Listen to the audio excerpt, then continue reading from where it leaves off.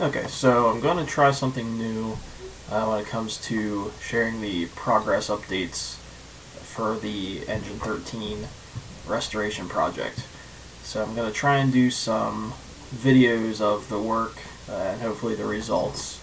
I can't really promise any regularity to them, but hopefully it'll be at least one every couple weeks or so till it's done. So I'll start out with some basic information about the engine for those who might see this and haven't followed the Facebook page or anything like that. So it's a 1963 Mack C85 pumper. It's got a 750 GPM pump, 500 gallon tank, and a Mack 707 gas inline 6 engine. It was originally purchased by the Excelsior Fire Company of Bellwood, Pennsylvania. Eventually they sold it to the Reliance Fire Company of Phillipsburg, Pennsylvania, after which it ended up with a private collector in the Harrisburg area.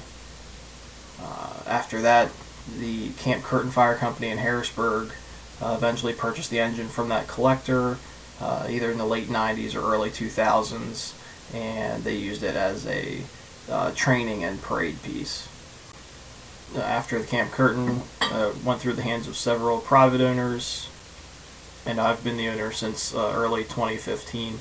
When I got it, it was in pretty good mechanical shape. Had a coolant leak, which I took the water pump off and sent it out to get rebuilt. And the fuel pump started having issues, so replaced it with a electric fuel pump as opposed to the manual pump that it came with originally. But otherwise, mechanically, it's very sound. Body-wise, no rust anywhere. It's all solid. So overall, really great rig. When I first got it, I took it to a few musters the first couple years. Chesapeake down in Westminster, Maryland. Pump primers up in Harrisburg. And the York Old Firefarts muster for a couple years.